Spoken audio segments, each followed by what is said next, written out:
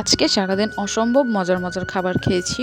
তো কি খেয়েছি এগুলোই শেয়ার করব আপনাদের সাথে আজকের ভিডিওতে। আসসালামু আলাইকুম everyone, welcome to my new blog video. তো সকালে নাস্তা নিয়েছি। সকালে নাস্তায় নিয়েছিলাম হচ্ছে খুদে ভাত, সাথে হচ্ছে চাপা শুটকির ভর্তা, লাল লাল ঝাল ঝাল, আর সাথে হচ্ছে ডিম ভাজি আর এক পিস গন্ধরাজ লেবু।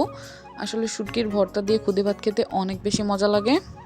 আর সাথে যদি হয় ডিম ভাজি আর হচ্ছে গন্ধরাজ লেবু তাহলে তো জমে যায়। তো আমাদের গ্রামের মানুষের সকালের নাস্তায় অনেকেই এরকম খুদের ভাত খেয়ে থাকে। তো আজকে মা এই ভর্তাটা করেছে আর এই ভর্তাটা খেতে অনেক বেশি মজা লাগে। এটা অনেক বেশি ঝাল, তবেও শুটকির গন্ধটা অনেক বেশি ভালো লাগতেছিল। ঝাল হলেও খুদে ভাত দিয়ে খেতে অনেক বেশি মজা লাগে। আসলে এরকম সকালের নাস্তা হলে মনে হয় যে এর থেকে ভালো অন্য কোনো কিছুই হতে পারে না। আর আমি বেশি করে ভর্তা নিয়ে একদম ভাতটাকে লাল লাল করে মেখে মেখে খাচ্ছিলাম। আমি অনেক দিন পরে সকালে আজকে খুদে ভাত নাস্তা করেছি।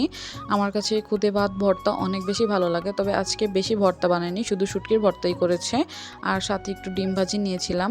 তো আমার কাছে এই ভর্তাটা দিয়ে নাস্তা করতে অনেক বেশি ভালো লাগতেছিল, আর এটাতে একটু বেশি করে পেঁয়াজ দিয়ে বানিয়েছে, যার জন্য খেতে আরও বেশি মজা লাগতেছিল। আর আমি একটু একটু করে লেবু রস নিয়ে নিচ্ছিলাম খাওয়ার জন্য। তো আলহামদুলিল্লাহ এটাই ছিল আমার সকালের নাস্তা।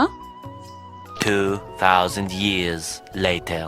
তো তারপরে চলেন আপনাদের সাথে আমার দুপুরের খাবারটা শেয়ার করি। তো দুপুরের খাবারের প্রথমে ভাত নিয়ে নিয়েছিলাম আর একটা পাকা বোম্বাই মরিচ আর হচ্ছে এক টুকরো গন্ধরাজ লেবু নিয়েছি। প্রথমেই নিয়েছি হচ্ছে বেগুন ভাজা, আর বেগুন ভাজা দিয়ে গরম ভাত খেতে কিন্তু বেশ মজাই লাগে। আর এটা হলো তাল বেগুন, আর এই তাল বেগুন ভাজা আমার কাছে খেতে অনেক বেশি মজা লাগে। এটাতে বেশি করে মশলা দিয়ে একদম পোড়া পোড়া করে ভাজি করেছে, আর সাথে একটু গন্ধরাজ লেবু নিয়ে নিয়েছি। বেগুন ভাজা দিয়ে কিন্তু খিচুড়ি, গরম ভাত সবটাই খেতে অনেক বেশি মজা লাগে। তো আমার কাছে এরকম বেগুন ভাজা দিয়ে গরম ভাত খেতে অনেক বেশি ভালো লাগে, যার জন্য প্রথমে আর কি বেগুন ভাজা নিয়েছি। আজকে দুপুরে অনেক মজার মজার তরকারি রান্না করেছে, ভিডিওটা কেউ স্কিপ করবেন না, অবশ্যই পুরো ভিডিওটা দেখবেন।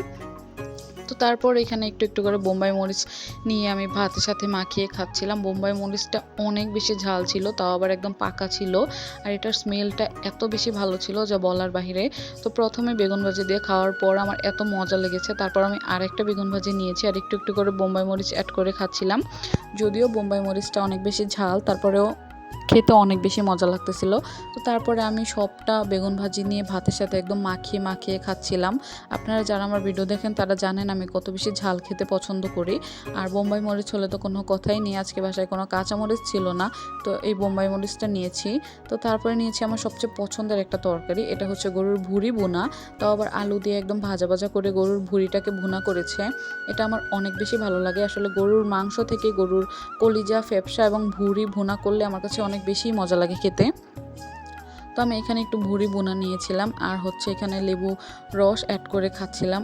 এটা অনেক বেশি মজা লাগতেছিল। তো এর জন্যই বলেছি যে আজকে অনেক মজার মজার রান্না করেছে দুপুরবেলা। তো এই ভুঁড়ি বোনাটা খেতে আমার কাছে এত বেশি মজা লাগতেছিল কি বলবো গাইস। তো তারপরে এখান থেকে আরেকটু ভুঁড়ি অ্যাড করে আমি ভাতের সাথে মেখে মেখে খাচ্ছিলাম।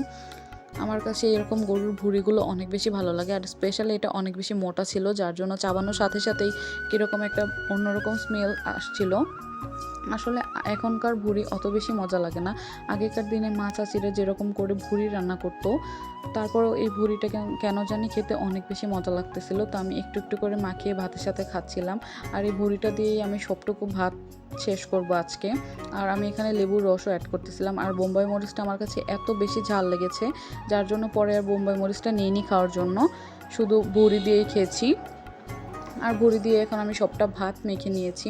আমার কাছে এত বেশি মজা লেগেছে আজকের দুপুরের খাবারটা কি বলবো গাইস। আর এরকম ভুঁড়ি ভুনা হলে কিন্তু এক প্লেট ভাত অনায়াসেই খাওয়া যায়।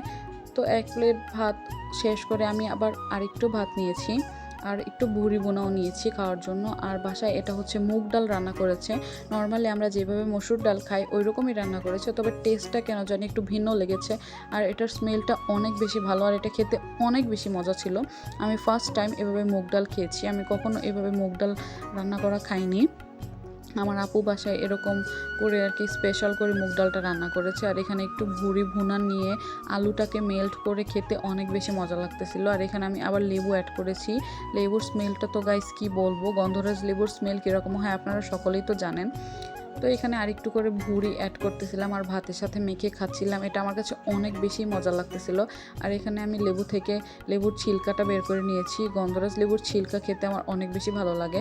আর এটাতে শুকনো মরিচ দিয়ে বাগার দিয়েছিল, যার জন্য খেতে আরেকটু বেশি মজা লাগতেছিল।